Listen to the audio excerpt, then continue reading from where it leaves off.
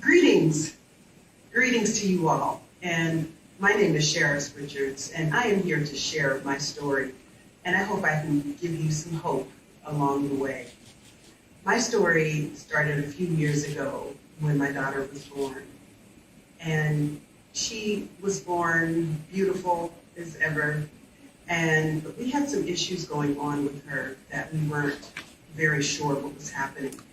And we've never had anything like this in our family before. So we were trying to figure out what was going on with her. And I was at the time working at a daycare. And at the daycare, there was a child that was doing some similar things as my daughter was doing. And I had approached her and I said, what did you do when, you found out that what's going on with your daughter? And so she was so nice, she gave me all the information that I needed to make a call so someone can come and do an evaluation. They did come to do an evaluation, and they recommended that we would go to Children's Hospital and that it could possibly be autism.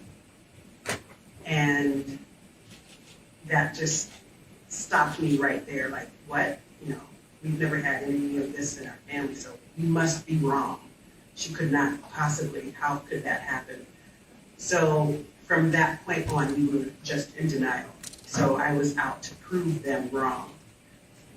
Well, we did finally get an appointment at Children's Hospital. So I got the information from the doctors right there on the spot after they did an evaluation of my daughter, saying she does have autism. In fact, at that time they called it PDD-NOS, pervasive developmental disorder, not otherwise specified.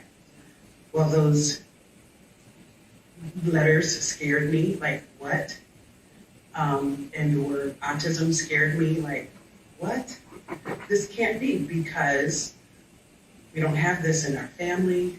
No one has ever had it in my family, my husband's family. This is off. You were wrong, and I will prove it to you. Just because she did not follow the signs that you needed her to follow during the assessment does not mean she has this alphabet you just put with her name. Just because she didn't do what you wanted her to do doesn't mean she has whatever this is you're saying. So I'm going to prove to you that she does not, because I know how to work with children. I know how to help people, and she doesn't have it. So thank you, but no thanks. Well, for 6 months, my husband and I drove each other crazy trying to help our daughter follow the signs, do the things that the typical children at that age would do. And we couldn't. We could not help her. She was just crying, whining, sick, didn't want to be touched, and she wouldn't eat. It was just a baby in hand that was out of control, that we could not put in control. We just felt like, what are we doing? So reluctantly we said, okay, how about this? Since they are calling us so often and trying to ask us how we're doing and things, and we keep saying, well, we're fine, don't call us because we're good, because we did not want to receive the information that they gave us as far as having PDD-NOS under the umbrella of autism. No. So after 6 months, almost 8 months, we decided, okay, we're not getting anywhere. Let us just receive the help that they're willing to give us and help our daughter. But we don't have to accept that she has these letters with PDD-NOS, whatever that stuff is called. We didn't even want to acknowledge that. But we're going to take the help. If they're willing to give it, we'll take the help. So that was our first little inkling of, we're not doing her any justice by denying the help they're giving us. because we're going crazy and she's going crazy, and she needed the help. And we didn't realize how much help that they would be if we would have just said yes in the beginning.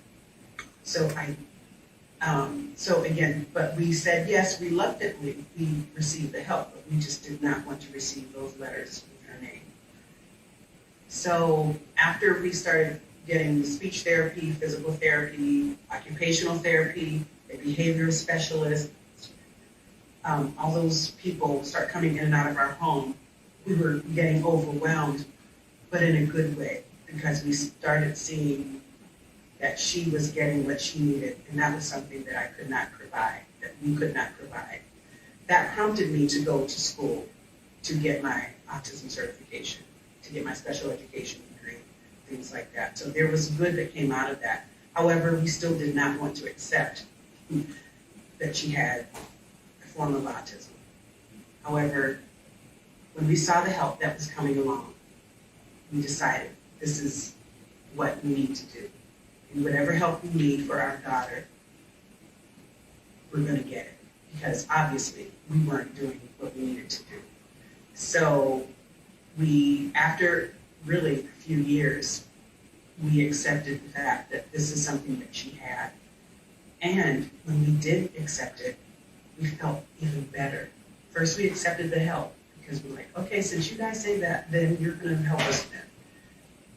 So that was relief. But then once we said, this is what she has, especially when I started doing my research, when I started changing my circle of friends, I wanted to start meeting people who said their child had autism or PDD and OS. I wanted to see what type of life they were living. And then I just decided, like, wow, we're going through the same things. This is very interesting. And again, once we decided to accept what was going on with our daughter, and we were able to accept the help that was given to us, our lives began to really flourish. We felt so much better. We were not overwhelmed. We felt supported. We surrounded ourselves with like-minded people that were going in the same direction. I was able to help people. They were able to help me, and it was a great thing. So, and I can go on and on about this. My husband and I ended up getting a nonprofit organization called the Autism Connection because we wanted to be advocates to help other people and to help them, because we were in a position where we did not want help and we thought we could do it all. So we wanted to help many others, as many as would listen, and that's what we did. And it was a great thing. So glad we did. So I just want to encourage you that whatever it is that you are facing or trying to deny, look into it. Look into it first. Yes, we have faith and we believe the report of what the Bible says. We do. But we also believe that we need to do what we need to do to get better, to help our families, to help our daughter, to do what we need to do without getting religious or anything. And it's okay, we need to have wisdom so we can help do what we need to do. So that's where I am, and that's where my family is. We have accepted it, and we are fine with it, and we are still working with it till today. Unfortunately, you don't grow out of autism, people say, and maybe people do, I don't know. But from my research, my education, and what I'm doing now, you don't. You just learn how to deal with it. And the best time to get it is in the beginning, so when you can have early intervention. So you can start now, and then as they get older, they'll be able to get away from those quirks and things that they do. So I'm going to stop now. I would love to be able to talk with you further. But again, my name is Sherris Richards, and I appreciate the time to be able to share with you. Thank you.